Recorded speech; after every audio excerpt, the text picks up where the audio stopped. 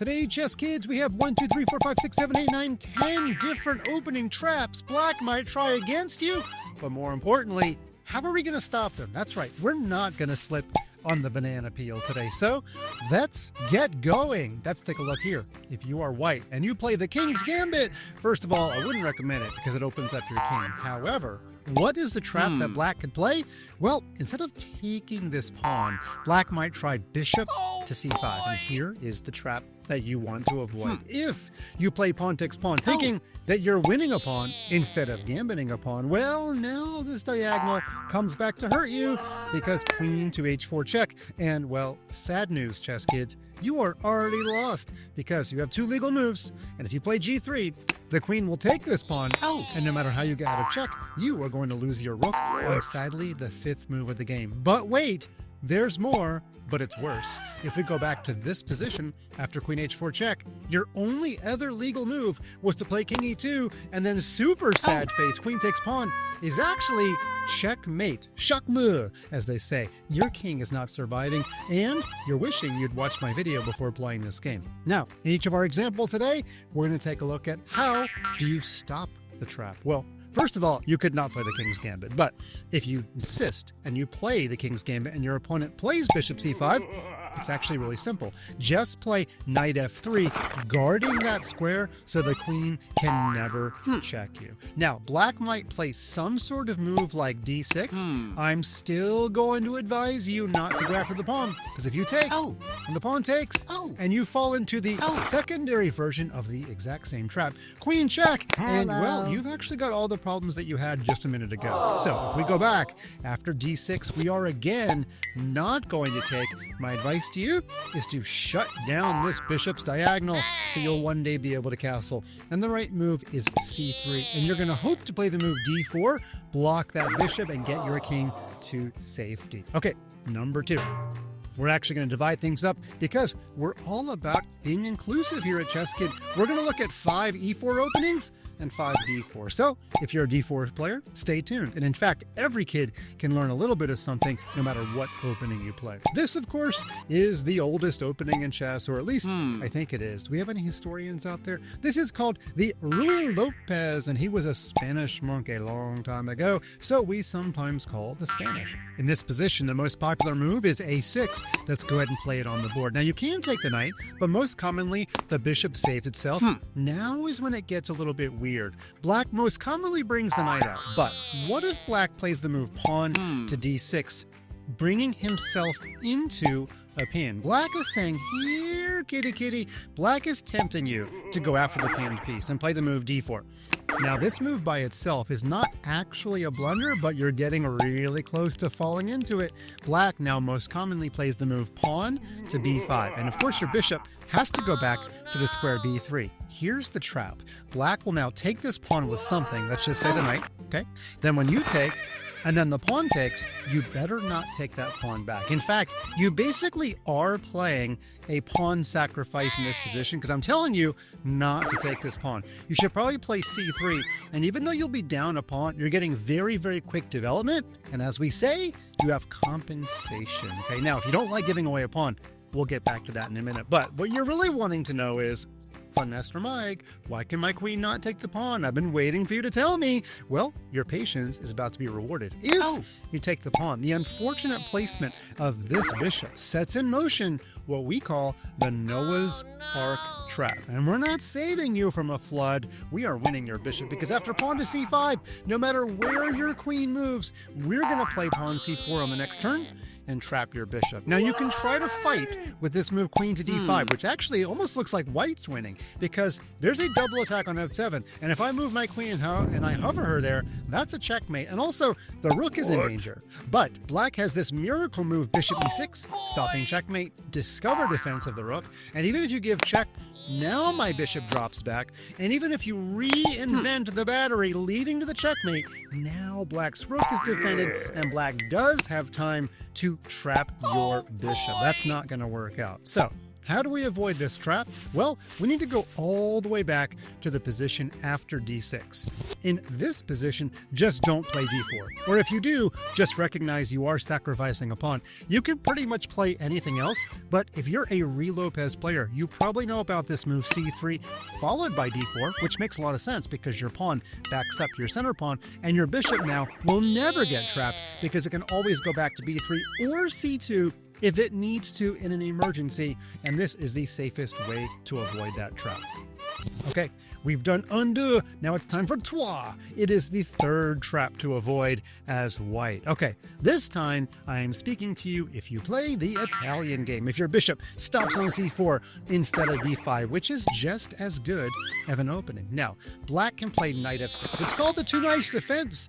And if you need me to explain to you why, well, I think you already know. Okay, so white can play the move knight to g5. However, you don't have to. You can defend the pawn with the move d3. That is perfectly acceptable. Many grandmasters do it. But if you want to be aggressive and play the move knight to g5, you now have a double attack on f7. Now, there's actually a lot of things that black can do to try to trick you.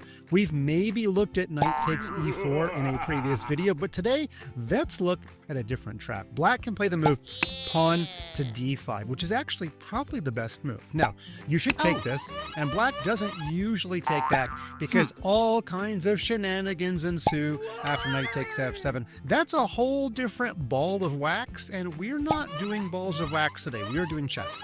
Black can play the move knight to d4. I see a lot of kids being taught this move, which is why I'm bringing it to you. This is called the Fritz variation. It's actually perfectly fine for black, and it also instigates a trap, which we are going to avoid. What's the trap? Well, the trap is when you get so excited about re-attacking f7, not sure if that's a word, but you can re-attack with the discovered attack, pawn to d6. However, you would be falling victim into one of life's two classic blunders.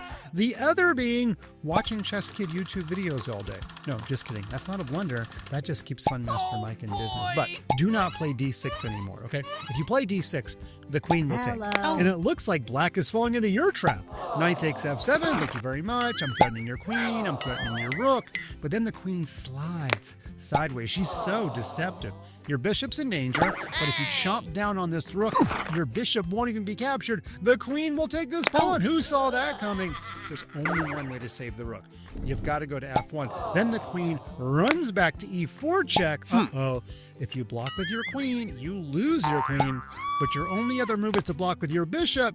And now the knight hops into f3 with a very, very tricky and pretty checkmate. Well, it's actually only pretty if you're black. If you're white, it is totally sad face. This is actually a really easy trap to avoid. If we go back to this position where black plays the knight d4 Fritz variation, we're going to put black on the Fritz by not playing pawn to d6. In fact, this knight is so strong in the center of the board, all you have to do is play c3. Hey, that was kind of like my recommendation in the re-Lopez. And now this knight really only has one basic move. It almost always goes back to the square f5. And now you're just playing a chess game. You can castle. You might not get to keep your extra pawn, but you might. And in this position, you have avoided the worst trap. In fact, if you do castle, and then black decides to capture, it's actually kind of possible that you've put black in a trap because you've got this really strong move, rook to e1, which pins the pawn and lines up with the king. Also, I'm kind of liking queen f3. She'd be aiming at this knight, pressuring this knight. And by the way, that first knight is still pinned because there's a double attack on this guy, okay? Now, you may or may not want to save your knight first, not so clear, but if you just play knight f3, the safest move, you're still in the driver's seat with the much safer king, and you've avoided black's trap. Okay, we're going to move on. We've got two traps left. Now, what if you're an e4 player and your opponent plays the French? Well, a lot of kids like to play the advanced variation, which is fine, but there's a trap. I need you to know. Black often plays c5, and we don't want to take this because black will take back and get good development, and your pawn will be very weak. So the best move is c3. You want to keep this pawn chain going as best you can. Now, black usually piles up on your d4 pawn, and we usually defend our d4 pawn, and black usually attacks our d4 pawn again with the queen being an X-ray attacker. Heads count. Black's got 1, 2. We have to count the queen. There are 3 attackers. So we need 3 defenders, and we have 1, 2, 3. We have the minimum number of defenders. But what that means is don't play a move like knight to d2. Your queen no longer defends the pawn, and you are going to lose that pawn. Black will just play pawn takes pawn, so don't do that, okay? Also, don't defend with the bishop. I've seen a lot of kids do that move, thinking that they're helping their pawn chain, but oops, we forgot about the base pawn. Nothing's guarding b2. And after you lose the b2 pawn, well, I think your knight has to move to defend your rook, and then you're going to lose the next pawn, and that's pretty much how pawn chains go. When the first brick in your house falls down, well, your whole house falls down. Hopefully, you have insurance, but we need to go back to this position. Also seen by many kids is they say, well, you know what? My pawn is actually being defended enough times, so I'll just play bishop to e2, okay? Keeping my queen defending, getting ready for my king to castle. Then black develops a knight, then white castles, and then black usually throws in this little trade, and then black plays the move knight f5, and we already can't defend our pawn. What happened? Well, we just weren't planning far enough ahead. Black had a very clear plan to go after our d4 pawn, and we simply can't defend it enough times. Remember, bishop e3 is still not really possible because we are going to hang the b2 pawn. So this is a little bit of a positional trap, but it does result in material. What I need you to do is to memorize a very specific move if we go back to this position. I know every fiber of your being is telling you to develop a minor piece, but in this position, you have to memorize what looks like kind of a strange move. I want you to play a3. And the reason we play a3 is we're going to play b4 to do something called resolve the tension. We're not going to let these two pawns aim at each other forever. We're going to make one of them flinch, okay? Now, black might develop the knight. That's a good a move as any. And now we play b4. Now, black can't leave the pawn there because we are double attacking it. So, black usually takes. We take back. Black plays knight f5, and you're wondering, but Fun Master Mike, isn't this the same thing? No, it's actually not, because now our b pawn is actually safe by a pawn, which frees up our bishop to defend the d4 pawn, and this is actually the main line. In fact, some grandmasters put the bishop here, some grandmasters put the bishop here. You can put the bishop in either place. The point is, you are defending your d pawn, and you've gotten out of the opening with a pretty good position.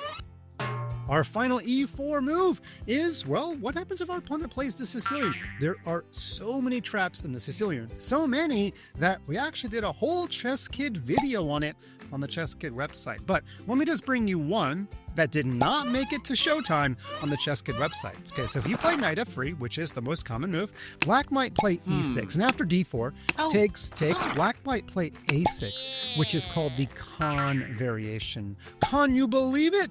Well, you better. Okay, now this is actually a pretty simple trap. In this position, you should just develop your bishop or develop your knight or play some sort of like regular opening move. Even bishop to e2 is totally fine. However, if you play bishop to f4, you walk right into the danger zone, because in this position, black plays the amazing e5. That's actually a very hard move to spot. Why? Well, black is putting a pawn where it can just be captured, right? Also, black play e6, then e5. We don't usually think of pawns that just move one square, moving again 2 times in the opening. Of course, we're getting forked, and if we take, as is so common in opening traps, loose pieces drop off, and the queen traveling to the side of the board to check the king and win the bishop is the trap. In fact, we're about to see this in a d4 opening coming up real soon, just a little bit later in this video. So once again, the way to avoid this trap is just don't play bishop f4, okay? You can play knight c3. If you play knight c3, then there's no more checks, so you can play bishop f4 later. However, the bishop might even belong on e3. That's another story for another day. Don't play bishop f4, and you will have gotten out of the opening just fine.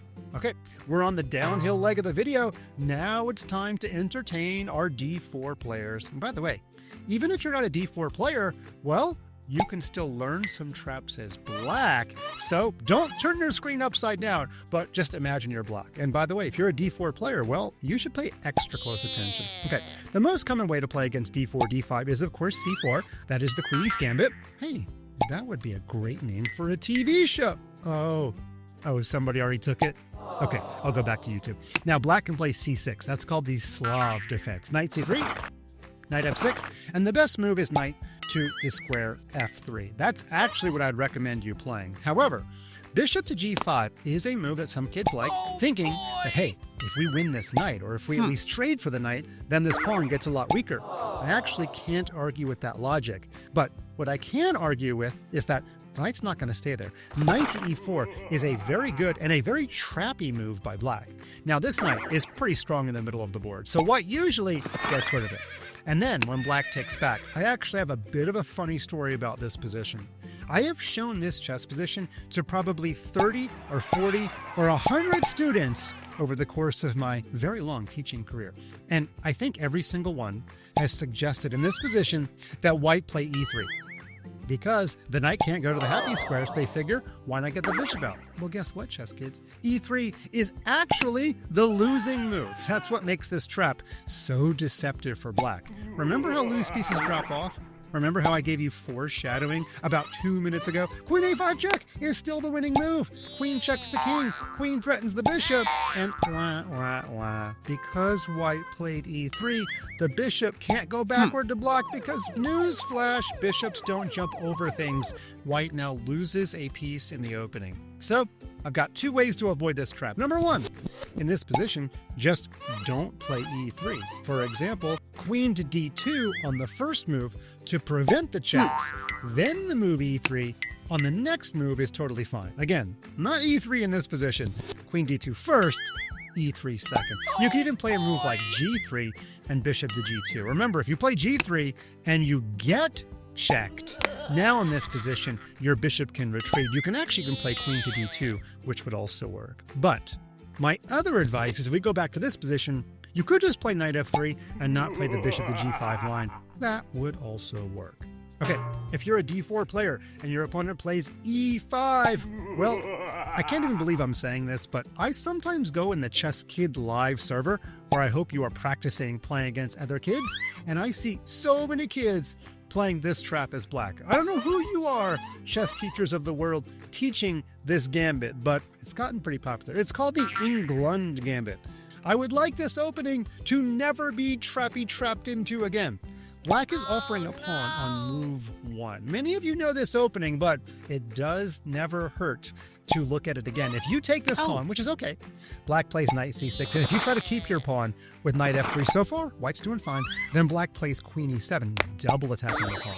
And here is what black really wants you to do. Black wants you to play bishop f4, trying to keep the pawn. And where have we seen this before?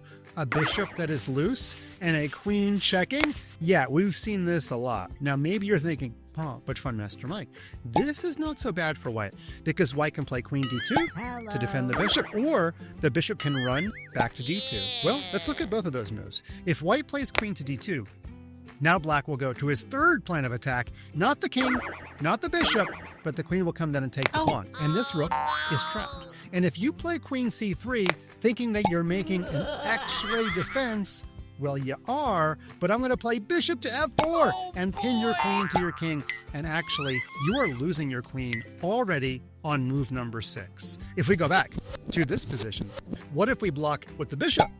Well, the queen will still go and capture b2.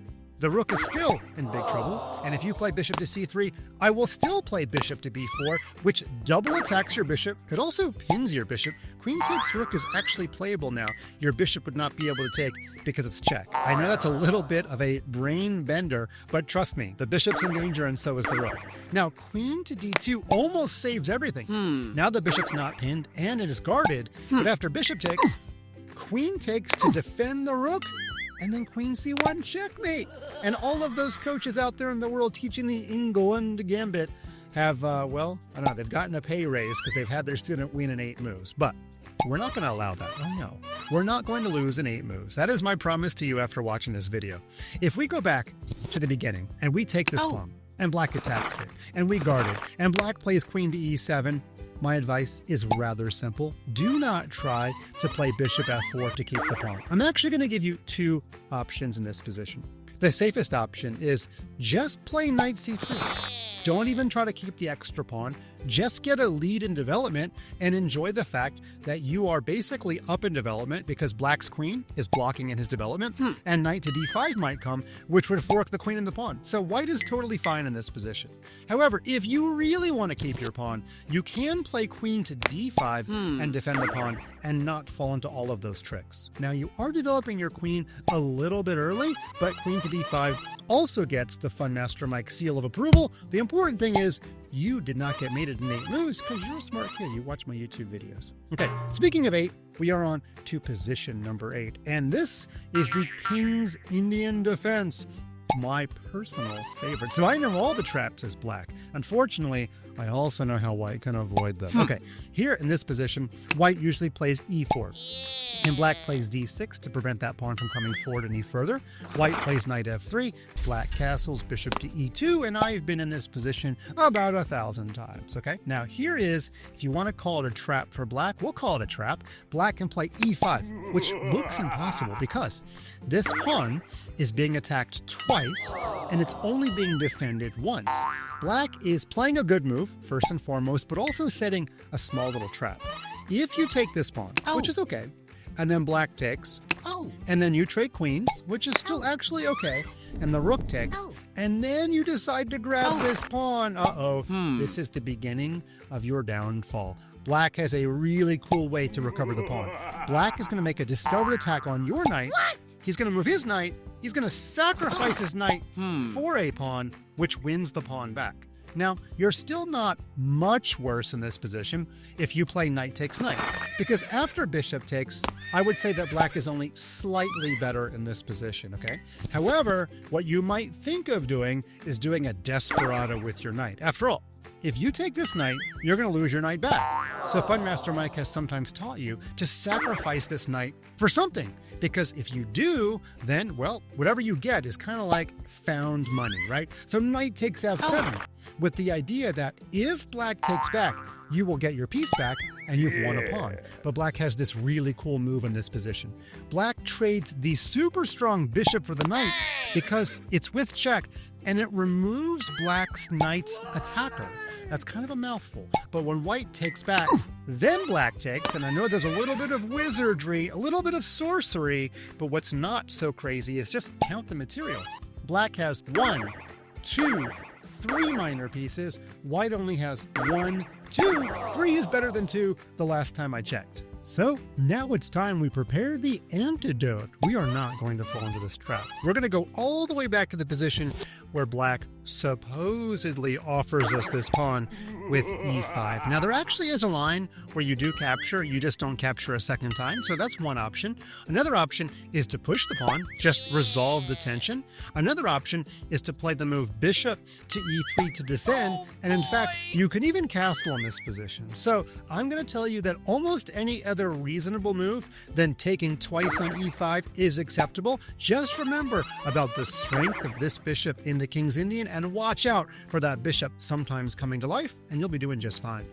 We are on to number 9. We're still doing the d4 openings, and what has black done? Black has played knight c6, the Chigorin. Well, we're going to go through a little bit of a long sequence here. I'm going to advise you to play the move knight to c3, double attacking this pawn, okay? Now, black might defend it, and now we're going to play totally normally with knight f3. And if black plays the move bishop to g4, we're going to take...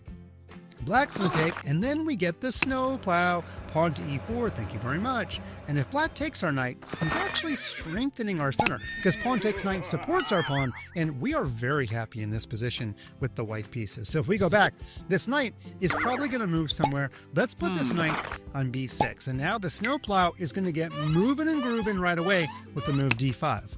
And when white faces the move knight to e5, it looks like white has fallen into a trap. This is actually a little bit of a tricky position, tricky number 9, because we're going to supposedly fall into the trap. That's right. Very occasionally, you can play the exact move that it looks like falls into the trap that actually springs an even more devious trap on your opponent. What do I mean by that? Well, the knight is pinned. So black is following the normal precept of putting pressure on the pinned piece. This knight is about to capture and forcing you to double your pawns. However, in this position, we're going to pretend that we don't even see the pin. Well, we actually do, but we recognize that it's a relative pin, and this is one of those very small percentage of chess positions where you can actually fall into the trap. That's right, you can play knight takes knight. Now, if black does not take your queen, then he's just lost the knight for nothing. But now he played bishop to b5 check, and well, there's not really a great way to block. If you ever put the knight in the way, either now or in the future, then when I play bishop takes, not only do I win a knight, but you have to sacrifice your queen just to stay alive. And by the way, your bishop is also hanging. This will not surprise you to realize that black is going to end up down material in all positions. So if we go back, black could try c6, but we're waiting for that move too. We just play pawn takes pawn, and now this pawn is going to move again. In fact, if it goes forward to c7, that would be a discovered check, winning the queen. And if you think that black can stop it by playing a move like queen to c7, well, then we switch gears and play pawn takes pawn, because nothing is guarding your rook now. When we take, it will actually be a queen. Wait a minute. No, Fun Master Mike, the knight's guarding. Uh-oh, we're going to have to switch plans. Well, actually, I tricked you. We were never going to take the rook, because when the king moves, look at the majesty of this checkmate. The knight, the bishop, and even the pawn plays a role, stopping the king from going to c8. We have fallen into the trap, but we've actually set a bigger trap for black, and there we go. If somebody plays the Chigorin, I would love for you to checkmate in 12 moves with no queen. Yeah, take a picture, put that one on your refrigerator. And now we move on to our final example. This is number 10, and I'm going to be honest with you. This is not really about avoiding a black trap, okay? This is about punishing your opponent for moving the f-pawn on the first move. Now realize there might be a very small number of kids watching who absolutely love this move. It's called the Dutch defense, but I wouldn't do it, okay? I think you're setting yourself up for danger by opening up this line to your king. And I'm going to show you one example that I learned from the Ginger GM. He loves to attack. He's even got some videos on ChessKid, and he taught me this move, h3. Look at that move. Now, black can play totally normally with knight f6, and now we're going to play g4. It's actually a good move, even if black does not accept the sacrifice. But if black takes, and then we take, and then black takes again, now we're going to play queen to d3. We are double attacking this pawn up here on h7. And if black guards the pawn by playing g6, you actually have my permission to go to king level 53 and do the exchange sacrifice. You can play rook takes pawn, shattering the defense of g6. And after rook takes queen takes pawn, basically forking everything in black's territory. Black only has one legal move. Then we take the knight.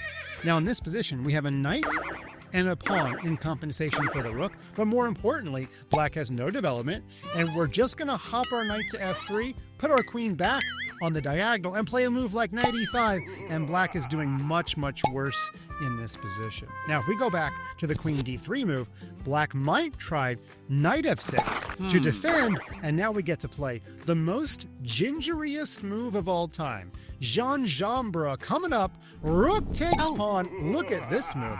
Getting rid of the defender of g6. And no matter how black takes back, could be with the knight, could be with the rook, we get to play checkmate because black moved that f-pawn on move number 1. I'm not going to tell you how to avoid the trap because there wasn't one. I'm just going to tell you, when your opponent moves the f-pawn, look for ways of going after your opponent on the diagonal. Well, there we go. 5 traps with e4, 5 traps with d4 for black, but more importantly, how to avoid them as white. Don't go slipping on banana peels, chess kids.